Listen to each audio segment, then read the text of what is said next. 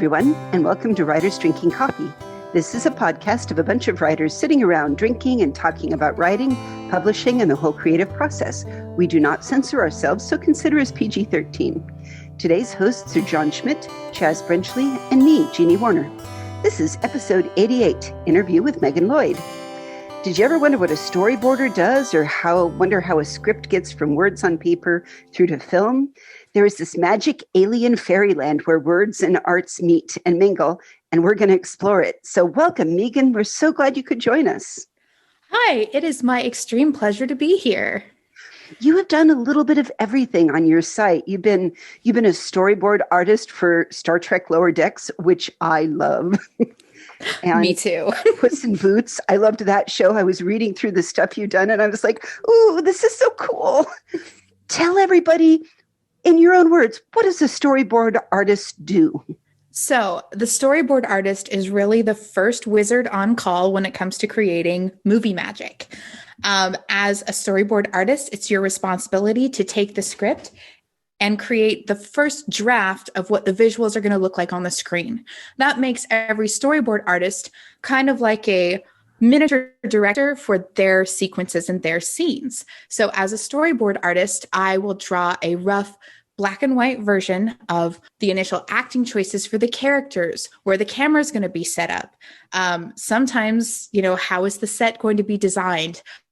So as a board artist, you have to keep in mind both the acting and the camera work and the pacing of your scene, trying to get over both the information of what's happening and the emotion of how the characters feel about it.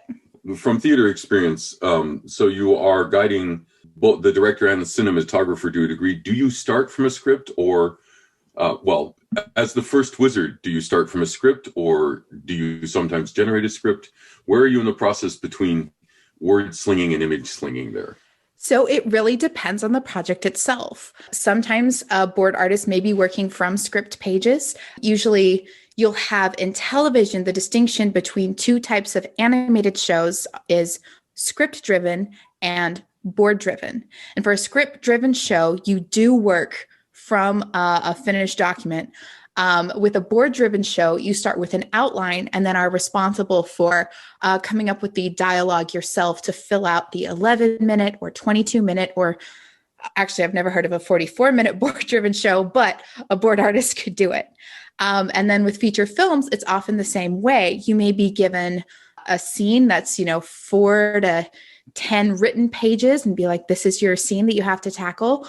Or particularly if, and we'll get a little bit into screenings in a second, if after a screening, the film needs reworking, you may sit down with your film director or the head of the story team to discuss, hey, we need a scene that feels like this, or the fighting in this sequence didn't quite work. We need you to reboard it, but bring a new spin onto it. So the answer is, it depends. So you really can end up touching a lot of stories. Like if John were writing a story about black cowboys on a cattle drive north from Texas, you might take a moment and say, this really is missing a couple scenes here, and then draw out the pictures and write a little bit of dialogue, and then you submit it back and say, I think this needs this, and then that goes through again? Absolutely. And so the meetings in which we make those sort of decisions are called screenings. So working as a storyboard artist for a movie and working for a storyboard artist for television each have slightly different schedules, but I'm going to talk about feature film first. So quick backstory about me. The stuff you see in my IMDb is probably only about 60% of what I've done professionally, because I can't add it to my page until it airs. And so a lot of the work I've done, since board artists, like I said, are among the first wizards on call, it may be 1 to 5 years before the projects I've worked on have made it all the way through the many, many steps and artists and magical places it needs to go before it's a finished project. Oh gosh, so you have to sit on all of that glee and mirth for years before you get... I am on a show right now that I'm doing freelance. The director, I I knew the director of this episode, and he reached out and said, "Hey, I'm doing a new show. Will you come work on it?" And I'm like, "Oh yeah, sure. I'd love to work with you." And then in my first day, they're like, "What do you know about the show?" I'm like, "I don't know anything. I just know such and so invited me to be on it." And they're like, "Oh, here's the name of the show." And it ended up being this super cool story that I knew about and had no idea I'd said yes to being on that show. So that's very cool. And I can't tell anyone what it is for, I don't know, 15 months. We'll see. We're dying. I know. Here, I want to ask, is it a question? Is it a book adaptation of something?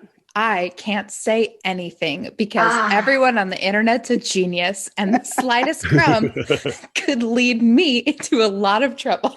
It's not that we're all going to sit and like obsessively like paste and everything, but that's neat. So it sounds like there's, again, as we keep telling all the would-be writers in the world, networking is huge. Mm-hmm. You keep track of people. Yeah. My very first job, sorry, you probably had a question, but I had a thought about how networking had helped me in my life. Do it. My very first show that I was on, which was The Adventures of Puss in Boots, I had interviewed for the show months before to be an intern, but hadn't gotten, or a story trainee, but hadn't gotten the position. However, several months later, when a spot opened up on the storyboard revisionist team, which is like the entry-level board artist, but if I get the chance to circle back into screenings, we'll talk about what a revisionist does. Anyway, they had remembered me from that interview and thought, let's bring her in, for this job. And then a couple other gigs go by because you don't get hired on to a studio. You usually get hired onto a project. And some people will stay project per studio. I've had the really incredible luck of being able to work several places at this point. But anyway, 2 or 3 years later, I was looking for my next job to line up. And it turns out several of the people I'd worked with on The Adventures of Puss in Boots we're starting up a show at DreamWorks called Jurassic World Camp Cretaceous. And they remembered me from my work on the show several years ago and invited me to jump on board as a storyboard artist for that. And here's where I shill that Camp Cretaceous Season 2 is just aired on Netflix. Hey. Give it a watch. Can I grab a question here? Did you train and did you plan to be a board artist, or was it something that just happened to just use the skills that you had developed anyway?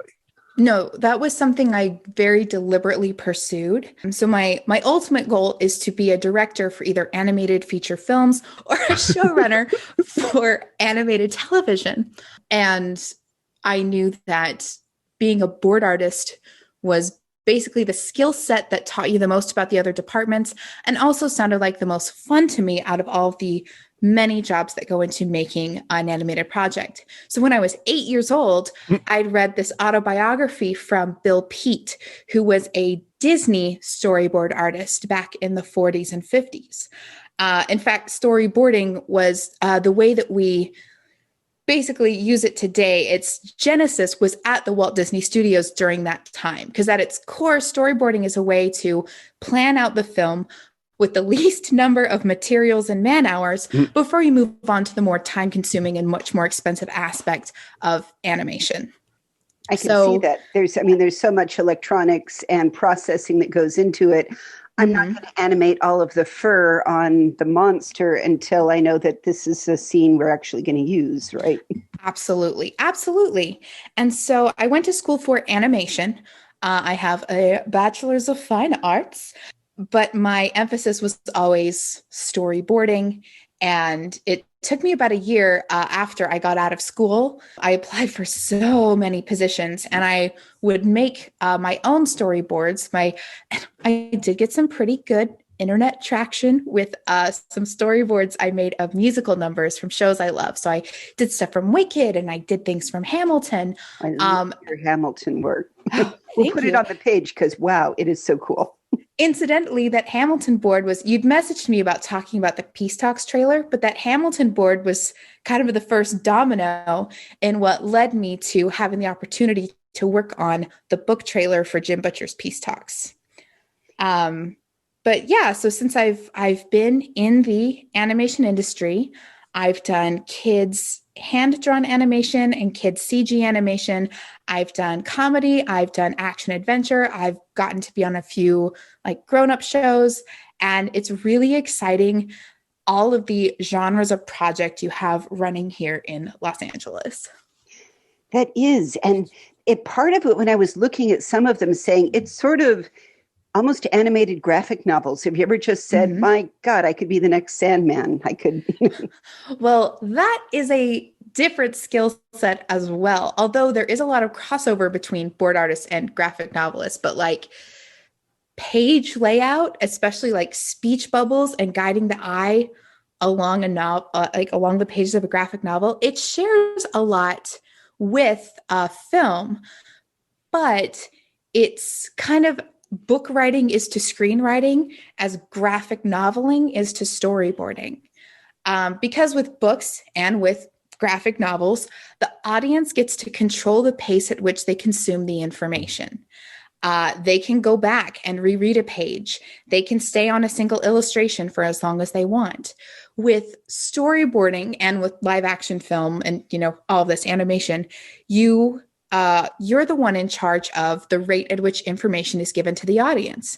So if they get lost and they're not supposed to be lost, like, wait, how did that person get over there? Or, I'm sorry, but I seem to like that person's clothes have changed, that sort of stuff. If you lose the audience either attention or just make them confused, there's no way for them in a movie theater setting to pause the movie and rewind it. Although it creates a brand new genre of the fucking with you part of storyboarding of here, I'm going to draw me looking into a beer glass. I turn and I say something to my friend and I look back and have a sip of my red wine just to see this is the, oh yes, if you were telling a story of gaslighting 101. Yeah. That could be funny. Mm-hmm. That could be funny. Serial killer Arthur speaks again. Do not listen to her. Have you ever written your own scripts? I mean, end to end, say, look, this is a short and I'm just dying to do it. Have you? I have, yes. I've written several shorts. I've written several pilots because on my side hustle is I do pitch my own shows and my own series around town, as the saying goes. Because for me, writing was always the easy part and always the fun part, which I guess is why I went to go into art, because I wanted a challenge. Don't know why. So it's more like I draw for my work, but I write for fun. So in a lot of ways, that gives you the opportunity to, all authors kind of see their own character, or at least hear their own character in their heads. You actually have to take that and then give it depth and dimension and costume and looks and physical, and you throw it. I mean, it's the ultimate show, don't tell that we talk about all the time in writing. Mm-hmm. There's so many pieces to it, which is why if you can get a jack of all trades to board your work, that gives a clear direction for your design department, your effects department, your backgrounds, your character designers, your animators, your effects artists. There's so many jobs in animation and filmmaking. There's so many. I believe it. I mean, there's got to be somebody who just does in the backgrounds, like Camelot. It's only a model. Shh, Yes, that would be our modeling department.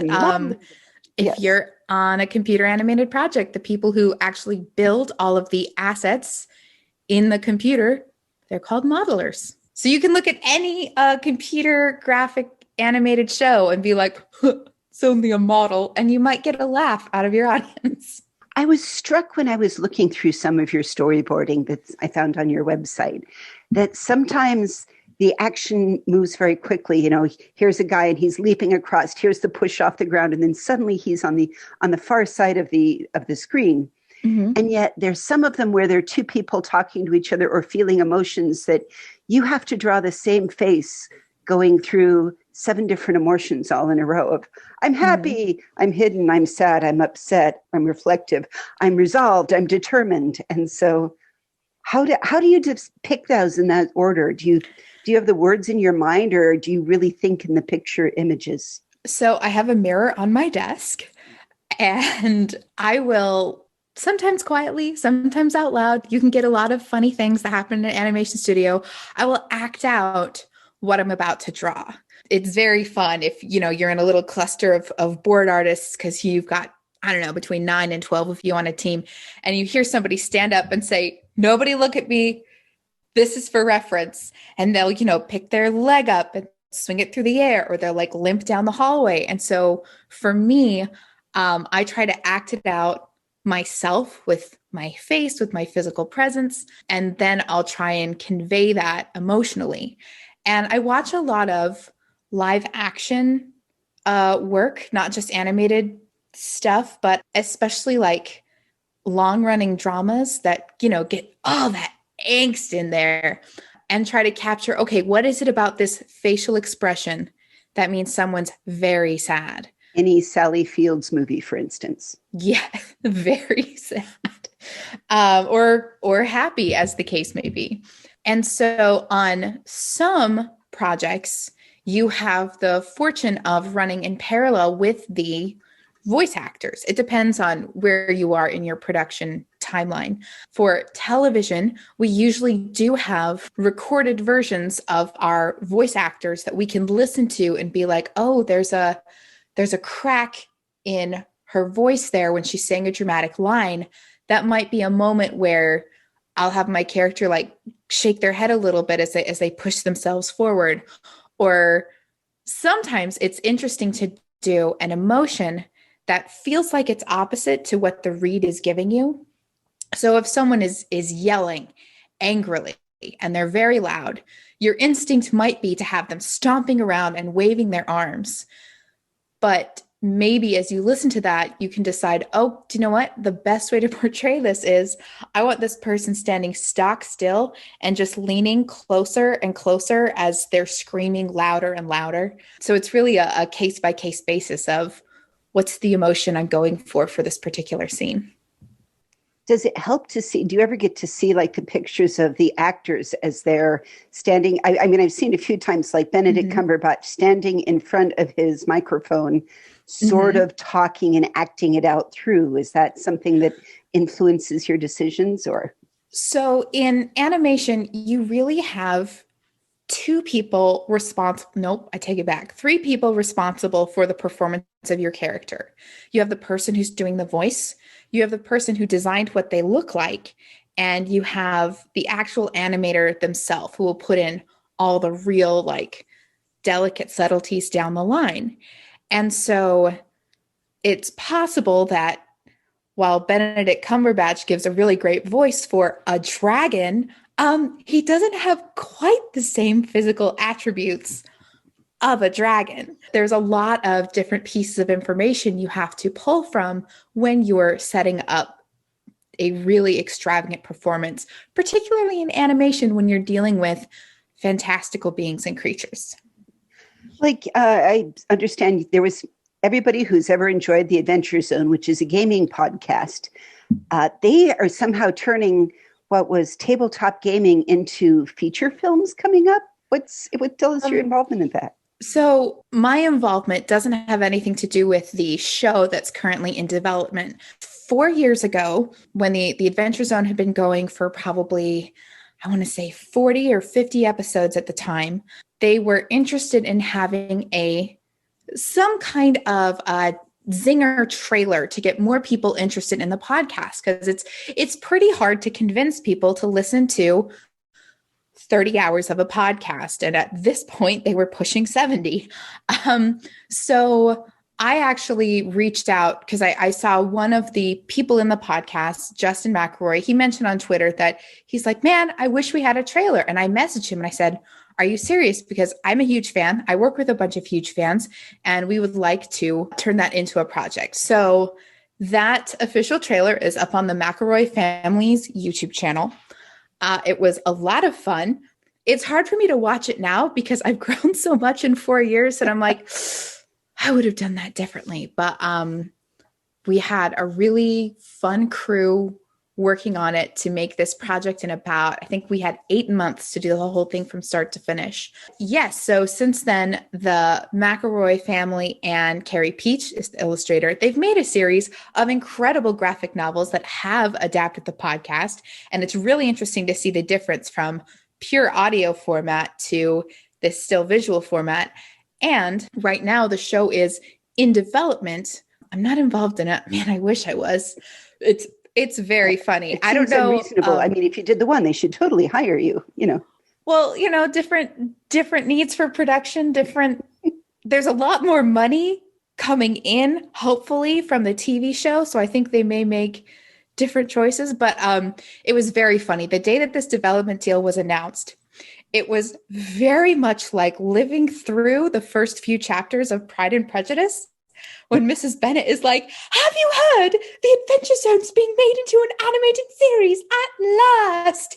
And every single artist I knew, just everyone was sharing all their years of fan art, just one after the other. So pick me. Because when you're at your desk drawing all day long and you're working visually, you can't really watch television. You just have to listen to things. And some people don't listen to music at all. Some people like to listen to dramas. For me, it depends on what I'm doing. If I'm doing my planning stages where I'm thinking everything out at once, I can't listen to anything or else I won't focus. But when I'm at the tail end where I know what all my shots look like, and now I'm going through them very slowly to clean up my drawings and make them look really nice, that's the part where I listen to things. And so a lot of my friends listen to The Adventure Zone. That's incredibly neat. Mm-hmm. So where does that go if you had your wish on a genre? You've clearly done a lot with fantasy and the Puss in Boots, and I love that you were involved with a little bit of Star Trek here and there. Do you have a favorite of what would be if you were going to do the feature film or a feature animated film one day? Or are you thinking horror or fantasy or? Well, I'm a simple girl with simple tastes, and it's fantasy musicals. But Have you ever seen Tripod versus the Dragon? I haven't. I have two things I'm going to introduce you to, and you will be delighted. Is it Tripod and is it the Dragon? Tripod is a musical comedy group out of Melbourne, Australia. Okay. And they do a lot of really fun bits of fantasy and gaming and D&D. And they did one of a musical of playing D&D, and they performed it at a convention. And they filmed it. And it's magnificent, and you're going to waste an hour, 20 minutes watching it because you're going to have to do the art for it. I can now see it. It is such fun. Oh, that sounds wonderful. But yeah, for me, there is a genre in animation right now that I feel is underutilized, and that's the young adult space. We're getting a few more projects that are middle grade, but there's really nothing that's like the Hunger Games for animation. Something that's a little bit of an older space that has, violence and a lot more character conflict that you normally see and a bit more of a serious undertone. I'm not saying I guess I could think of Watership Down, but I can't. You're right. I can't think of anything else that really fits. So would you look for example, an already published book to adapt, or do you want to generate original content? I would love to generate original content, but if I could pick a series to make, this isn't quite YA. This is a bit older. My absolute dream project would be Brandon Sanderson's Cosmere universe. I would love to see that animated, but I'm pretty sure Brandon and his team are set on having it live action, which, I mean, I get it. It's fun to be on set with everyone in costume, and I'm sure many of the listeners have gone through the Lord of the Rings extended edition behind the scenes featurettes. Like, it's fun to have a real version of the book you love with like real people up there. But there's something about the unification of style and deliberate design in animation that I love. I think one of the most incredible animated films is DreamWorks' The Prince of Egypt. That was good. It was really good. Great. I have to admit, I also loved Inside Out. Yeah. For just the gray world, the bright inside world, just the choices that they made really were, I remember thinking that is it took me out because that's a deliberate choice, because I was starting to take these ideas apart and say, what makes it so powerful is, wow, the San Francisco street looks like a dirty, kind of faded San Francisco street, whereas inner fun land of Goofy Land, wow, that was all kinds of Yeah. Design is one of the most incredible aspects of animation that I've done like some stuff in, but you can just see a movie where like the production design is so like unified and has such a deliberate voice. I think Spider-Man Into the Spider-Verse is Oh, another example of just an outstanding God, yes, that quality was. I think that project. almost deserved the Oscar for Best Film of the Year. It was so good. Agreed. At the time, I was working on a feature film at another studio, and we all went to go see Spider-Verse together. As you know, like the directors took us as like, "Hey, we're gonna just go see this great movie." And it finished, and the credits rolled, and my director turned around to look at us all and says, "Oh, okay, so we all quit now, right? We all just we just stopped making No. movies." No. We were like, "No, we can do it." We did not make Spider-Verse, but it was still really fun. I don't know. I think there's one of two directions when you run into something that's near perfect. Yeah, Mm-hmm. I suppose you could say, right, I shall never write or do anything again because I can never be that. Or you say, I want to throw myself near the feet of that and see if I can, use it to make something more of myself. Mm-hmm. Mm-hmm.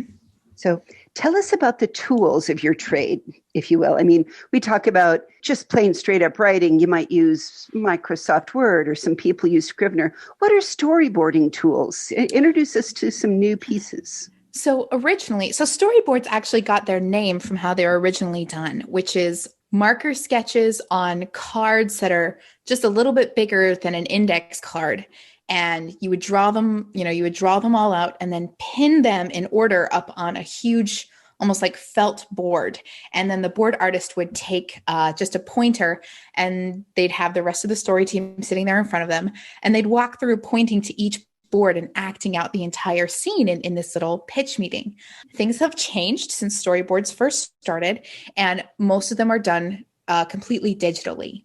So there are several different programs. I personally work the most in Storyboard Pro by Toon Boom. It's right there on the tin. But also Photoshop is another one that's used. And that choice is usually made by each of the productions. So I draw with a stylus on a very large tablet.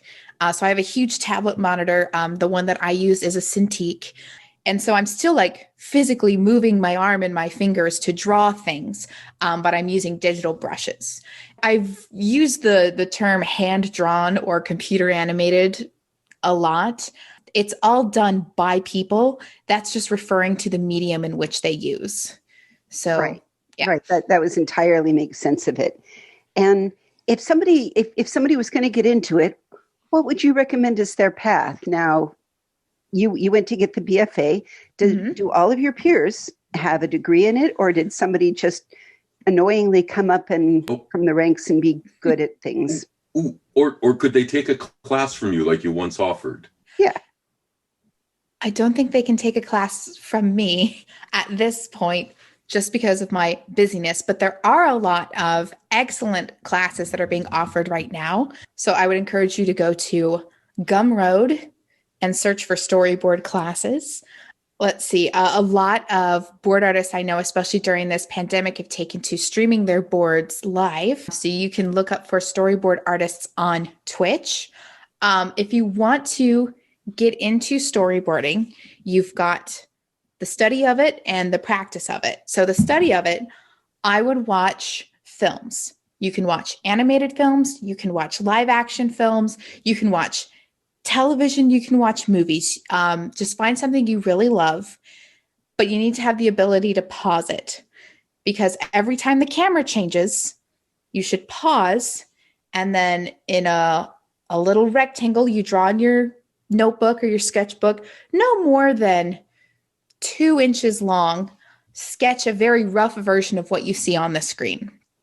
I have sketchbooks that are just, you can actually buy a storyboard thumbnail sketchbook from this company called The Productive Luddite. I really love the name stuff. Desperately. Yeah. And so you hit play, and every time the camera angle significantly changes, pause it and then draw a little version of that composition. So you can start building a mental library of what storyboarding is. And then the practice of it, I would take either a short story you wrote, You can follow my route, take a song from a musical you like, pick a passage from a book you love, and try boarding out a simple version of it. So don't worry about making the mouths move. Just draw 1 or 2 drawings per camera angle. Don't put speech bubbles next to people, but write the dialogue down below. And that's really how you start practicing storyboarding. That is awesome. If somebody said, okay, I've got all that and I've done all that, where do I go next? How does pitching work? Do you find an agent first, or did you just start going to the right places? For getting a storyboard job, you want to build a dedicated portfolio website that has your best storyboards on it. And then nowadays, almost everything's done online. So you'll find particular studios. You can go to a studio website and see what their open positions are, and you just start applying through there. For pitching projects, for me, I was very lucky because after my first job started, the studio I was at opened an employee pitch program. So I was able to pitch initially at the studio where I worked, and then I started building connections and I was able to bring it elsewhere. Doing that, I did that on my own for a few years first. And then I did eventually get an agent. She's incredible. Her name's Kate, and I love her. And one of the benefits of having an agent, like it is for having an agent if you're writing a book, is they have a much bigger network than you when it comes to potential places to take your work. So she has also set up a lot of meetings with me to get my things out there. And have I been successful? I can't even tell you, because if I had been, it'd be a colossal secret for 3 more years. Well, I can see that it would be. And I think you've given, for people that are interested in this or have just drawing and things, there's hope. I mean, you've said there's more than one storyboard artist for any project. You describe a whole team. So it sounds like there's a way that they can get in, wet their feet, pay their dues, and improve on the job instead of just at home. So that's really neat. I like to circle way back to the beginning when I talked about what the schedule is like for storyboarding an episode of TV. Yes, definitely. So the writers have been working on their script between 8 to 10 weeks. When it's done, we have a handout meeting with everyone on the storyboard team. So that's usually between 2 to 4 storyboard artists, the director of the episode, our storyboard revisionist, the showrunner of the whole shebang, and representatives from each of the different departments. So design, animation, and effects. We all sit down and we read the script together, and anyone brings up any particular concerns they have, whether it's for budget, whether it's for a moment in the script that doesn't feel quite right. Then we all go our separate ways. And the storyboard artists have about 3 weeks to do a very rough version. We're talking not quite stick figures, but maybe a couple dimensions graduated up, where we still have pretty circular faces, but maybe cubes for the body. And you stand up just like the board artists of old with their felt boards and their long pointer sticks. You stand up with a large digital slideshow of your production, and you act out as you flip through your entire project. And that whole crew that was at the handout meeting, they're there too. And they give you more notes being like, this part's not quite clear.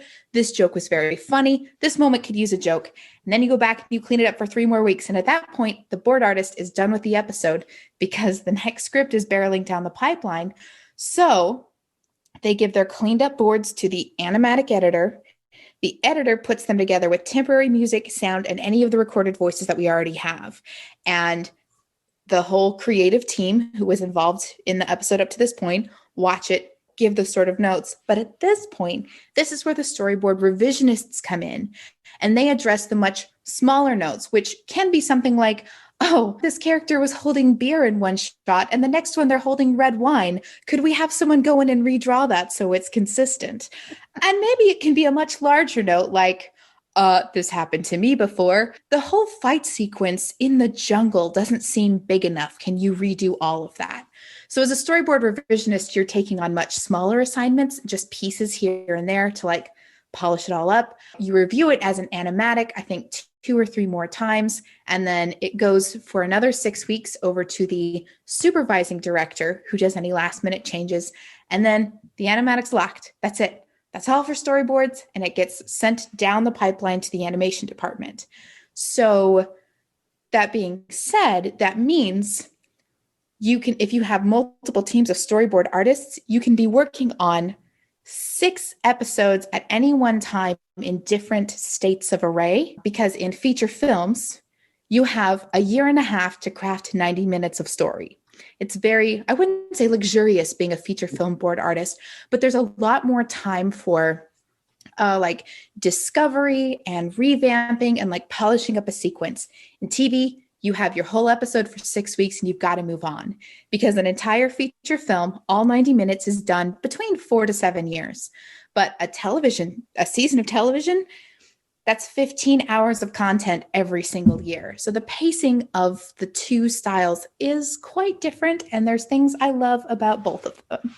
Like not sleeping, for instance. Yes. And drinking a lot of coffee. Water for me, actually. I have a huge jug I have to consume at least one of every day, so my kidneys will last me until I'm 90.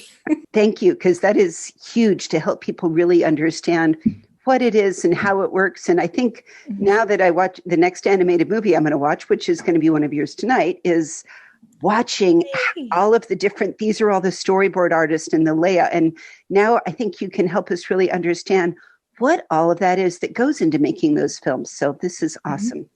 Oh, last bit of advice for people who are interested in animation in any context. Go to your local library, go to your local bookstore, look up art of books, art of Kung Fu Panda, art of Prince of Egypt, art of Frozen. They are behind the scenes work of a lot of art, design, storyboards, and different technical pieces that you may not see in the final film. But if you love behind the scenes information, you got to find art of books of your favorite animated projects. That's probably where a bunch of people learned to draw in the first place from. So that's fantastic. We will put links to your podcast and all of the things that we mentioned on our website, which is www.writersdrinkingcoffee.com. You can find us on Facebook or Twitter. We answer email. Meg, if somebody asks you a question, can we send it your way and get an answer?